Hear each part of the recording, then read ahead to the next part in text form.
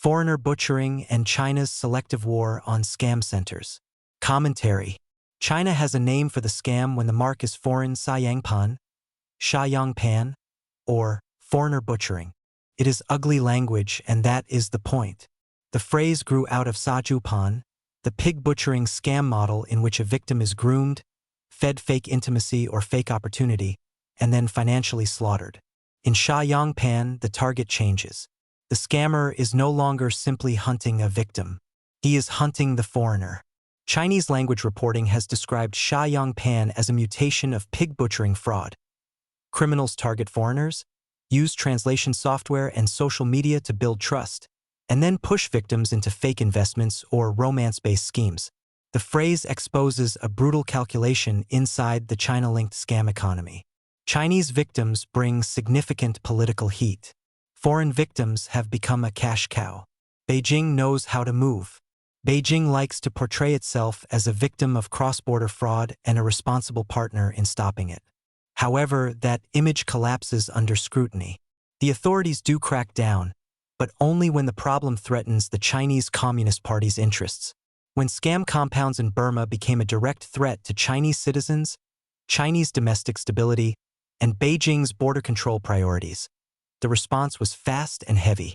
In May of 2024, China's Ministry of Public Security announced that more than 49,000 telecom and internet fraud suspects had been handed over to Chinese custody from Burma since July 2023.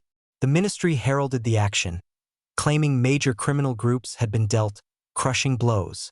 The speed and success show that Chinese authorities can pressure neighboring governments. It can coordinate mass repatriations, can even move suspects across borders at industrial scale. Delay can carry a heavy price. So, when Beijing wants action, it gets action.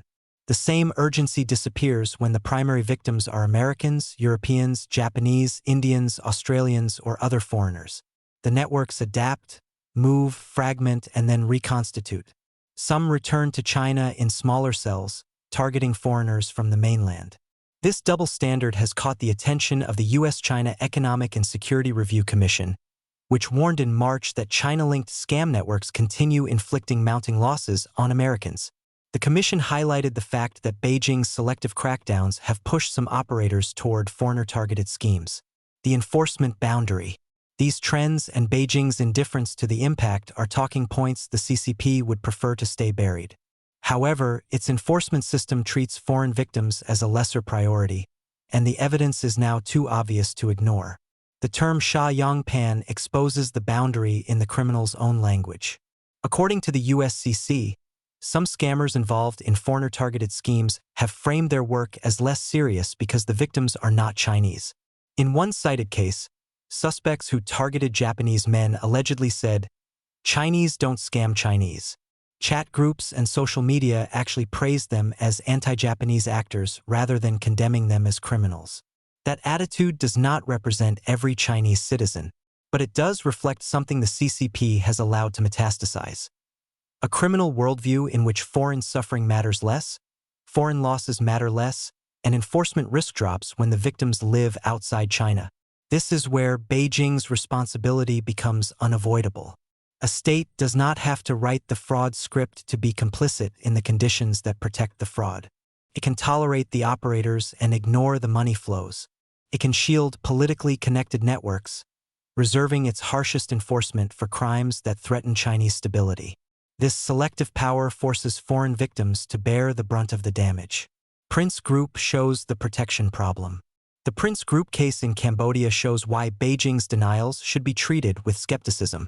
This was not a loose collection of online thieves hiding behind laptops. U.S. prosecutors describe a sprawling criminal enterprise built around forced labor compounds, cryptocurrency fraud, political protection, shell companies, and alleged access to Chinese security channels. In October 2025, the U.S. Department of Justice indicted Chen Ji, chairman of Prince Group, alleging that he directed scam compounds that used trafficked and forced labor to defraud victims in the United States and around the world through cryptocurrency investment schemes.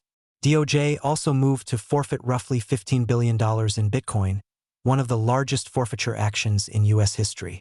The U.S. Treasury and United Kingdom followed with coordinated sanctions against Prince Group-linked targets. Treasury designated Prince Group as a transnational criminal organization and said the network operated scam compounds, laundered criminal proceeds through shell companies, and relied on forced labor and human trafficking to fuel online fraud. Americans reportedly lost more than $10 billion to Southeast Asia-based scam operations in 2024. The scale is staggering. The alleged protection system is worse. The scale is staggering, but scale alone is not the most important point. The protection system is.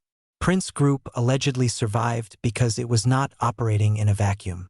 It sat within a permissive regional ecosystem in which corrupt officials, private infrastructure, illicit finance, and weak enforcement reinforced one another. That is where China's responsibility becomes harder to avoid. Beijing did not need to publicly bless the operation for China-linked actors to benefit from the protection surrounding it. The issue is the environment the CCP helped create, the enforcement it chose not to prioritize, and the networks that allegedly believed that Chinese security ties could shield them when pressure mounted. The DOJ's indictment describes alleged bribes for advance warning of raids and communications with a Chinese security official who said he could help get associates off the hook. Beijing does not need to run the scam for the system to serve Chinese criminal power. It only needs to police selectively, tolerate useful gray zones, and act hardest when the CCP's interests are at risk. Burma is the tell. The CCP wants applause for the Burma crackdown, but it deserves scrutiny for what that crackdown reveals.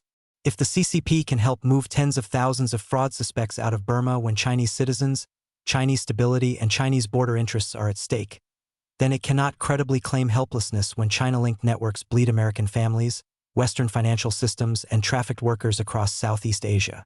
The latest reporting reinforces this point. More than a year after a multinational crackdown freed thousands from compounds near Burma's border with Thailand, thousands more are still believed to be trapped in scam centers in the same region. These details are politically damning. Pressure is episodic, enforcement is selective, and foreign victims remain the lowest-cost casualties. That is why Xia belongs at the center of the story. Foreigner butchering tells us what the criminals think the boundary is. Burma shows Beijing can enforce when it chooses. Prince Group shows how these networks survive through protection and corruption. The Chinese regime wants the benefits of global legitimacy without the burdens of global responsibility. Its crackdown in Burma shows what Beijing can do when the CCP's interests are at stake. Its tolerance of foreigner-targeted scam networks shows what it chooses not to do when the victims are American, Western, or politically expendable.